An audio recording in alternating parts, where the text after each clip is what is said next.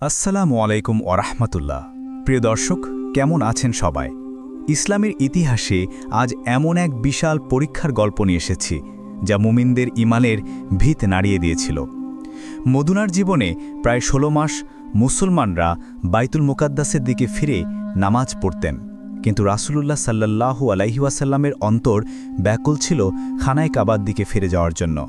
কি হয়েছিল সেই ঐতিহাসিক জোহরের নামাজের মাঝেই কিভাবে নেমে এলো কেবলা পরিবর্তনের চূড়ান্ত ঐশী নির্দেশ? আর ইহুদি, মুশরিক ও মুনাফিকদের শত কটাক্ষের মুখেও কিভাবে খাঁটি মুমিনরা নিজেদের ঈমান রক্ষা করলেন? চলুন আজকের ভিডিওতে আমরা মসজিদে কিবলাতাইনের সেই তাৎপর্যপূর্ণ ঘটনাটি বিস্তারিত জেনে নেই। সাথেই থাকুন। হিজরতের পূর্বে মক্কায় অবস্থানকালে হজরত রাসূলুল্লাহ সাল্লাল্লাহু আলাইহি ওয়াসাল্লাম খানায়ে কাবা ও বায়তুল মুকাদ্দাস উভয় কেবলাকে সামনের দিকে রেখে নামাজ পড়তেন। হিজরতের পর মদিনার ইহুদিগণের মন রক্ষার্থে বায়তুল মুকাদ্দাসের দিকে ফিরে নামাজ পড়ার আদেশ হয়, কারণ ইহুদিগণের কেবলা ছিল বায়তুল মুকাদ্দাস। উদ্দেশ্য ছিল তাতে ইহুদিগণ হয়তো ইসলাম ধর্মের প্রতি আকৃষ্ট হবেন, কিন্তু ফলাফল তার বিপরীত হল।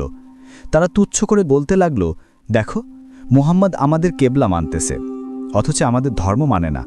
তাদের কেউ কেউ বলল, যখন আমাদের কেবলা মেনেছে, অচিরেই আমাদের ধর্মও অবশ্যই মানতে হবে। ওইদিকে এই সংবাদ মক্কায় পৌঁছার পর কাফের ও মুশরিকগণ বলতে লাগল, দেখো কি বিস্ময়কর ব্যাপার, মুহাম্মদ একদিকে মিল্লাতে ইব্রাহিমিয়ার দাবি করে, অপরদিকে ইব্রাহিমের কেবলার অর্থাৎ বাইতুল্লাহর বিরোধিতা করে। তার কথায় এবং কাজে কোনো মিল নেই। এ সমস্ত ঘৃণ্য ও অবাস্তব উক্তির কারণে রাসূলুল্লাহ সাল্লাল্লাহু আলাইহি ওয়াসাল্লামের অন্তর সর্বদা খানায়ে কাবার প্রতি লেগে থাকত। পিতৃপুরুষ হজরত ইব্রাহিমের কেবলা যেন তার কেবলা হয়, এ আকাঙ্ক্ষা সর্বদা তার অন্তরে প্রবল থাকত।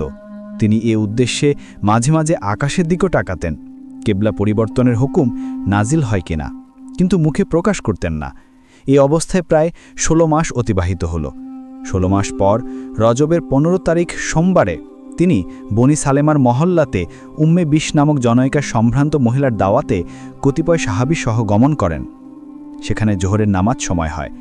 বনি সালেমার এই মসজিদের প্রতিষ্ঠা রাসূলুল্লাহ সাল্লাল্লাহু আলাইহি ওয়াসাল্লাম এর হাতে হয়। হিজরতের সময় প্রথম এই মহল্লাতে তিনি কয়েকদিন অবস্থানকালে এই মসজিদ নির্মাণ করেন। তাই প্রথম মসজিদ যা রাসূলুল্লাহ সাল্লাল্লাহু আলাইহি ওয়াসাল্লাম নির্মাণ করেছেন। উক্ত নামাজের জামাতে পুরুষ, নাবালেগ ছেলে এবং মহিলাঙ্গণও শরিক ছিলেন। রাসূলুল্লাহ সাল্লাল্লাহু আলাইহি ওয়াসাল্লাম উত্তরমুখী হয়ে সকলের সামনে ইমাম ছিলেন। তার পেছনে ছিল বয়স্ক পুরুষগণ, তাদের পেছনে ছিল অপ্রাপ্ত বয়স্ক ছেলেগণ এবং তাদের পেছনে কাতারে ছিল মহিলাগণ। এভাবে বাইতুল মুকাদ্দাসের দিকে ২ রাকাত পরে তৃতীয় রাকাতের জন্য দাঁড়াবার সঙ্গে সঙ্গে হজরত জিবরাইল আলাইহি ওয়াসাল্লাম এসে বললেন, হে রাসূল, এখন হতে কাবা গৃহের দিকে মুখ ফিরিয়ে নিন, আপনার কেবলা পরিবর্তন হয়ে গিয়েছে। এ আদেশ পাওয়ার সঙ্গে সঙ্গে রাসূলুল্লাহ সাল্লাল্লাহু আলাইহি ওয়াসাল্লাম সহ সমস্ত মুক্তাদিগণ বললেন, সকলে কাবার দিকে ফিরে যাও। এমনিভাবে ফিরবে যেন কাতার সমূহের তরতিব অর্থাৎ সিরিয়াল ঠিক থাকে, অর্থাৎ বয়স্ক পুরুষগণ ইমামের পেছনে এবং তারপর শিশু এবং তারপর মহিলার কাতার থাকে। এই আদেশ পাওয়ার সঙ্গে সঙ্গে রাসূলুল্লাহ সাল্লাল্লাহু আলাইহি ওয়াসাল্লাম সহ সমস্ত মুসল্লি উত্তর দিক হতে দক্ষিণ দিকে সফের মর্যাদা অক্ষুণ্ণ রেখে ফিরে গেলেন। অবশিষ্ট ২ রাকাত কাবামুখী হয়ে আদায় করলেন। উল্লেখ্য যে তখনকার যুগে নামাজের সংশোধনের জন্য নামাজ সংক্রান্ত কথা নামাজের মধ্যে বলা জায়েজ ছিল। এই মসজিদে একই নামাজ ২ কেবলার দিকে ফিরে আদায় করার কারণে তাকে মসজিদে কিবলাতাইন বলে। তারপর আসরের নামাজ মসজিদে নববীতে কাবার দিকে মুখ করে আদায় করা হয়, যেখান হতে কাবার অধিবাসী উব্বাদ বিন নাসিক রাসূলুল্লাহ সাল্লাল্লাহু আলাইহি ওয়াসাল্লামের সাথে আসরের নামাজ কাবা ঘরের দিকে মোতাওয়াজ্জি হয়ে আদায় করার পর নিজ মহল্লাতে ছুটে গেলেন। ফজরের জামাত মসজিদে কোবায় আরম্ভ হয়ে ১ রাকাত পড়ার পর সেই ব্যক্তি উক্ত মসজিদে পৌঁছে। তখন সেখানকার লোকজন বায়তুল মুকাদ্দাস অভিমুখী ছিল। উব্বাদ বিন সায়েফ নামাজের মধ্যেই তাদেরকে কেবলার সংবাদ পৌঁছে দিলেন।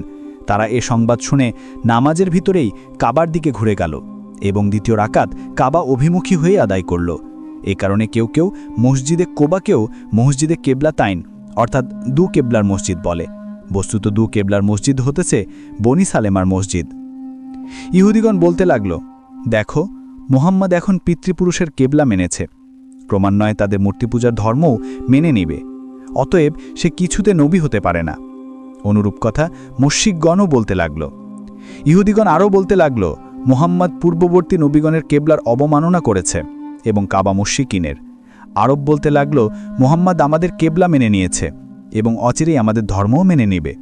মুনাফিকিন বলতে লাগল, মুহাম্মদ তার ধর্ম নিয়ে নিজেই সন্দেহের মধ্যে আছে, কোন দিকে মুখ ফিরাবার তাই নির্ণয় করতে পারছে না। যদি প্রথম কেবলা ঠিক হয়ে থাকে তাহলে এখন ভুলের মধ্যে আছে, আর যদি বর্তমান কেবলা ঠিক হয়ে থাকে তাহলে পূর্বে মিথ্যার অনুসারী ছিল। মুনাফিকিনদের প্রতারণায় কিছু সংখ্যক দুর্বল ইমানদারদের অন্তরেও সন্দেহের ছায়াপাত হল। ফলে কিছু সংখ্যক মুসলমান মুরতাদ হয়ে গেল, তারা ইসলাম ধর্ম থেকে ফিরে গেল। কিন্তু প্রকৃত ইমানদারি মুসলমানগণের অন্তরে কোনো প্রকার দ্বিধা বা সংশয় বিন্দুমাত্র স্থান পায়নি। তারা বিনা দ্বিধায় তা মেনে নিল। এভাবে কেবলা পরিবর্তনের দ্বারা ইমানের এক কঠিন পরীক্ষা হয়ে গেল। ইমান ও কুফরের মধ্যে সীমারেখা প্রতিষ্ঠিত হল।